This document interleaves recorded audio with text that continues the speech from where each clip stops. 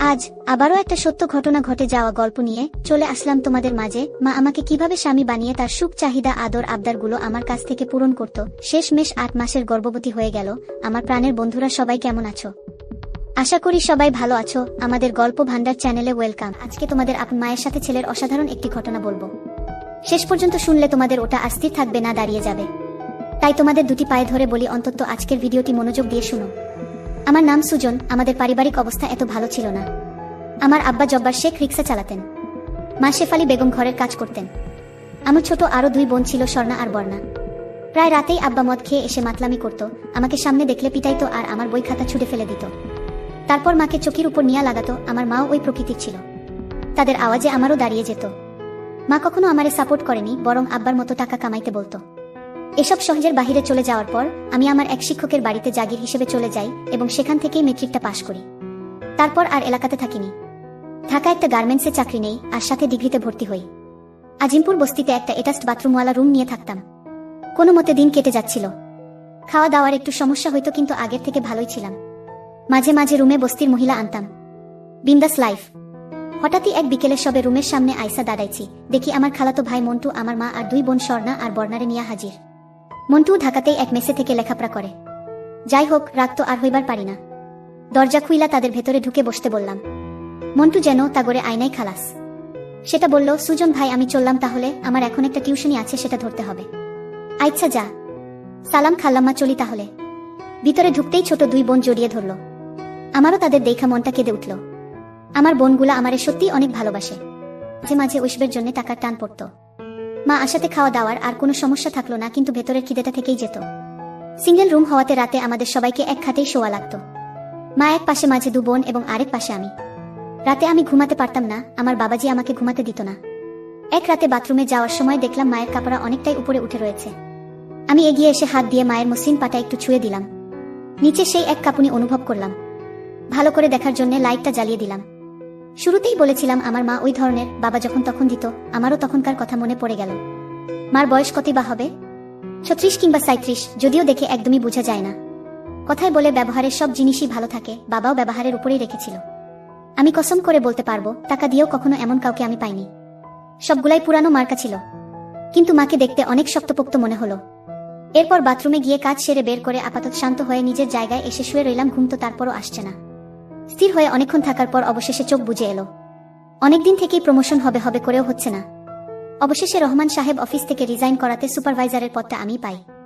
আসলেই মা আসার সময় আমার জন্য সৌভাগ্য সাথে করে নিয়ে এসেছিল। তিনি আসার পরেই সবকিছুই যেন হাতের মুঠো মনে হচ্ছে। বিকেলে বস্তিতে ফেরার পথে 1 কেজি মিষ্টি নিয়ে নিলাম। দরজায় দাড়ি টোকা দিতেই মা দরজা খুলে দিল, আর ওবরনাই আমি মাকে ধরলাম। দরজার বরাবরই খাচ্ছিল, মা সামলাতে না পড়ে খাটে পড়ে গেল, আর আমি মায়ের উপর।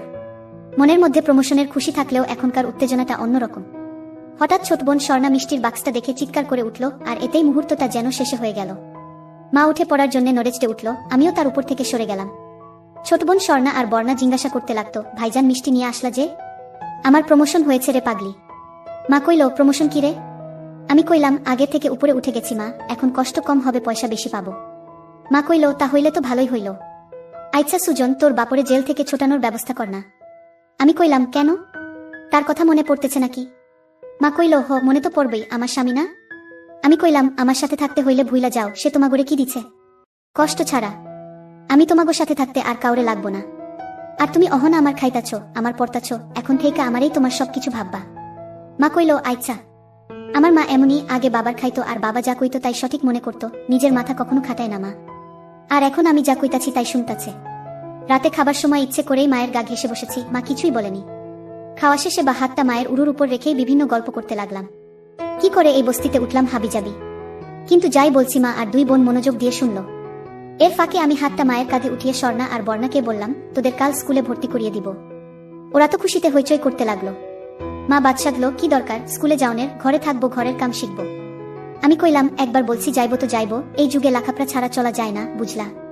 মা কইল, হু। আমি ধীরে ধীরে মায়ের উপর কৃতিত্ব নিতে লাগলাম, আর মায়ের অভ্যাসেই কর্তার কথা শোনা। এখন যেহেতু আমি কর্তা, তো আমি যা বলি তাই শুনবে। রাত যথেষ্ট হয়েছে, এবার শুতে হবে। আমি মাকে বললাম, মা রাতে স্বর্ণা বর্ণা ঘুমের ঘোরে আমার গায়ে হাত পা তুলে দেয়, আমার ডিস্টার্ব হয়, এদেরকে এক পাশে দিয়ে তুমি এই পাশে শো। মা কইল, আচ্ছা ঠিক আছে বাপ। দেখলাম আমার কথাই রইল স্বর্ণা বর্ণাকে এক পাশে দিয়ে মা আমার ডানেই শুয়েছেন। আমি ঘুমের ভান করে শুয়ে রইলাম। ঘুম তো আসছেই না, দুই বোনের খুনসুটি একসময় বন্ধ হয়ে আসলো। এদিকে আমার ঠাটিয়া আছে, আমি মায়ের বিপরীত দিকে ফিরে আছি। একসময় যখন বুঝলাম সবাই ঘুমিয়েছে তখন মায়ের দিকে ফিরলাম। মা আমার দিকে পিঠ করে শুয়েছিল। তার চুল থেকে নারিকেল তেলের ঘ্রাণ। হাত দিয়ে তার শাড়িটা উপরের দিকে তুলতে লাগলাম। মা কিন্তু একটুও নড়ল না। আমি বুঝে গেলাম মারও ইচ্ছে আছে। আমি মায়ের কানের কাছে মুখ নিয়ে কইলাম, শেফালি, আজ থেকে তোমার স্বামী আমি, তোমার সব আমিই মেটাবো। মা কইল, তাহলে আজ থেকে আমি তোমার বউ হলাম। আমি কইলাম, কি গো, কেমন লাগলো তোমার নয়া স্বামীর কাজ? মা কইল, আগের স্বামী থেকে ভালোই। আমি কইলাম, তার মানে বাবা তোমায় আসল মজা দিতে পারতো না?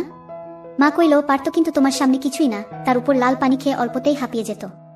আচ্ছা সুজন, তুমি আমারে ছাইডা যাইবা না তো? আমি কইলাম, কোনো সময়তেই না। এখন থেইকা তো তুমি আমার বউ। এই মা হইলে হয়তো ছাইডা যাইতাম, কিন্তু বউরে কি ছাড়ন যায় কও? তোমার মতো আরেকটা কই পামু কও? মা কইল, তুমি তোমার বাপ থেইকাও ভালো। সকালে একটু দেরিতেই উঠলাম। স্বর্ণা আর বর্ণার হইচই ঘুম ভেঙে গেল। মাকে বলতে শুনলাম, তোদের ভাইজান ঘুমাচ্ছে, এমন করছিস কেন? একদম মায়ের খাবি কইলাম। স্বর্ণা কইল, ভাইজান এত বেলা অবধি ঘুমালে আমাদের স্কুলে নিবে কে? আমি আধবোজা চোখে বললাম, এই তো ভাইজান উঠে গেছি। বাথরুমে গিয়ে গোসল করে তারপর সবার সাথে নাস্তা করলাম। মা আগেই আমাকে নাস্তা দিল। বড় ডিমটাও আমার পাতে দিল। সব শেষে আমার পাশে এসে বসলো, আমিও পেছন থেকে হাত দিলাম। নাস্তা শেষে দুই বোন মার থেকে বিদায় নিল। যাওয়ার আগে মাকে কাছে ধরে তারপর বের হলো। আমিও সেই সাথে ধরে বললাম, আসছি গো। মা কইল, তাড়াতাড়ি ফিরিও। আমি কিছুক্ষণ থেকে অফিসে চলে গেলাম। গার্মেন্টসের মেয়েগুলোও সব সুন্দরী। এদেরকে দেখেই আমার বারবার মায়ের কথা মনে পড়ে যাচ্ছিল। অফিস শেষে মার্কেট থেকে মায়ের জন্য কিছু ছোট কাপড় কিনে নিলাম। ঘরে ফিরে মায়ের হাতে প্যাকেট ধরিয়ে দিলাম। মা মুচকি হাসল। নাস্তা বানিয়ে রেখেছিল, তা খেলাম। উল্লেখ্য, পুরের খাবার আমি গার্মেন্টসের পাশের একটা ঝুপড়িতেই খাই। স্বর্ণা আর বর্ণা একজন একজনের পিছনে লেগেই রয়েছে। বুঝলাম আরো বড় একটা বাসা দরকার। রাতে খাওয়া শেষে বর্ণা কিছুক্ষণ বই নিয়ে গুনগুন করে ঘুমোতে গেল। মা আমার পাশেই শুয়েছিল। তার মাথাটা আমার ডান হাতের উপর ছিল। আমি কইলাম, কি হবে নাকি এক রাউন্ড? মা কইল, তোমার ইচ্ছাই আমার ইচ্ছে। আমি কাছে টেনে নিলাম। মা কইল, এই নিচে চলো না, ঘাটে আমার ভয় করে যদি বর্ণা বা স্বর্ণা উঠে যায়। আমি কইলাম, আচ্ছা চলো। নিচের হালকা খালি জায়গাটায় মাদুর বিছিয়ে বালিশ দুইটা নিয়ে নিচে নেমে আসলাম। আমি আবার কাজ করার সময় কথা বলতে ভালোবাসি। আমি কইলাম, জানো বউ, আজ বর্ণাকে ভর্তি করানোর সময় তার বাবার নামের জায়গায় আমার নাম দিয়েছি, ঠিক হয়েছে না? মা কইল, একদম ঠিক করছো, তুমি বর্ণার মার স্বামী হইলে তার আব্বাই তো হইবা। আমি কইলাম, এখানে আরাম পাইতাছি না, কাই নতুন বাসা দেখতাছি। মা কইল, কি দরকার বাড়তি খরচের, একটু কষ্ট হইলেও টেহা তো বাঁচতাছে। আমি কইলাম, আরে ধুরো, কত টেহা আইবো যাইবো, আমার বউ তো একটাই, তাই না?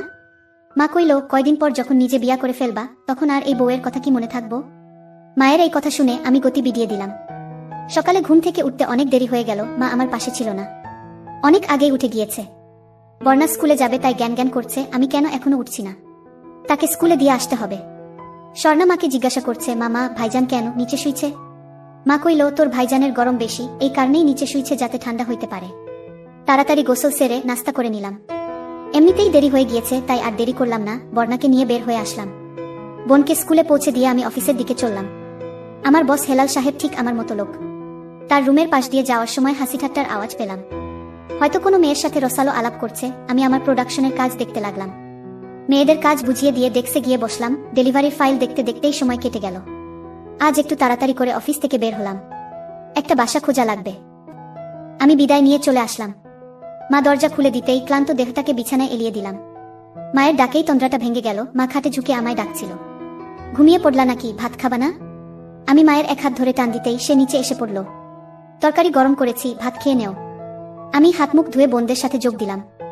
বর্ণা, জানো ভাইজান আজ স্কুলের ম্যাডামে একটা কবিতা মুখস্থ করতে দিচ্ছে। তাই নাকি? তুমি কি মুখস্থ করছো?